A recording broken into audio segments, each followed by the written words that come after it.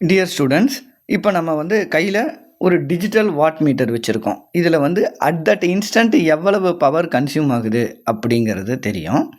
இப்போ வந்து 2 வகையான ஃபேன் நான் உங்களுக்கு சொல்லியிருக்கேன். ஒன்று கன்வென்ஷனல் சீலிங் ஃபேன், பழைய ஃபேனு நம்ம ரெகுலராக இப்போ யூஸ் பண்ணிக்கிட்டு இருக்கிறது. இன்னொன்று பிஎல்டிசி ஃபேன். ஸோ இப்போ ஃபஸ்ட்டு எடுத்த உடனே பழைய ஃபேன், அதாவது கன்வென்ஷனல் ஃபேன் நம்ம ரெகுலராக இப்போ யூஸ் பண்ணிக்கிட்டு இருக்கோம்ல, அந்த ஃபேனில் என்ன பவர் கன்சியூம் ஆகுது அப்படிங்கிறத டெஸ்ட்டு பண்ணி பார்க்க போகிறோம். இந்த டிஜிட்டல் வாட் மீட்டரை நம்ம கனெக்ட் பண்ணுறோம். இந்த ரெகுலேட்டரில் மொத்தம் 4 ஸ்டேஜஸ் தான் இருக்குது. ஃபஸ்ட்டு இதில் என்ன இருக்குது அப்படின்னு பார்த்துக்கிட்டிங்கன்னா, 1ல் வைக்கும்போது 12.6 வாட்ஸு கன்சியூம் பண்ணுது. 2ல் வைக்கும்போது 24 வாட்ஸு கன்சியூம் பண்ணுது. 3ல் வைக்கும்போது எவ்வளவு கன்சியூம் பண்ணுது பார்த்துக்கிட்டிங்கன்னா 47 வாட்ஸு கன்சியூம் பண்ணுது.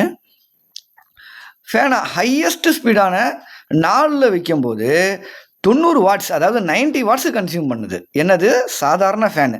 ஒரு சாதாரண பழைய ஃபேனு 90 வாட்ஸு கன்சியூம் பண்ணுது.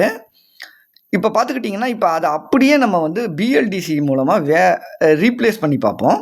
பிஎல்டிசி ஃபேனுக்கு கனெக்ட் பண்ணி பார்ப்போம். இதே வாட் மீட்டரை எடுத்துகிட்டு போயிட்டு பிஎல்டிசி ஃபேனில் கனெக்ட் பண்ணும்போது ஃபஸ்ட்டு இதில் நமக்கு 4 வாட்டு தான் கன்சியூம் பண்ணுது. அதாவது 12 வாட்டுக்கு பதிலாக 4 வாட்டு தான் கன்சியூம் பண்ணுது ஃபஸ்ட்டு ஸ்டெப்பில். செகண்ட் இதில் வந்து லெவலில் வந்து 8 வாட்ஸ் கன்சியூம் பண்ணுது. தேர்டு இதில் வந்து 14 வாட்ஸு. ஃபோர்த்து இதில் எவ்வளவு கன்சியூம் பண்ணுது அப்படின்னு பார்த்துக்கிட்டிங்கனாக்கா 20 வாட்ஸ் கன்சியூம் பண்ணுது. மேக்ஸிமம் ஸ்பீடு 5ல் வச்சோம் அப்படின்னாக்கா 30 வாட்ஸ் தான் அதிகபட்சம் கன்சியூம் பண்ணுது ஒரு பிஎல்டிசி ஃபேனு. அப்படின்னா எந்த அளவுக்கு நமக்கு ஆற்றல் மிச்சப்படுத்தப்படுதுன்னு பாருங்கள். 3ல் 1 பங்கு தான் மிச்சப்படுத்தப்படுது. 3ல் 1 பங்காக மிச்சப்படுத்தப்படுது. சரிங்களா? அதுதான். அதாவது 90 வாட்டு கன்சியூம் பண்ணது ஒரு பழைய சீலிங் ஃபேன் அப்படின்னா, அதுக்கு பதிலாக நம்ம ஒரு பிஎல்டிசி ஃபேனை போட்டோம்னா அது சிம்பிளாக 30 வாட்லேயே அதே அளவு ஏர் டெலிவரியை கொடுத்துட்டு, ஏர் டெலிவரியில் ஏதாவது ப்ராப்ளம் இருக்குமா அப்படின்னு பார்த்தா இருக்காது.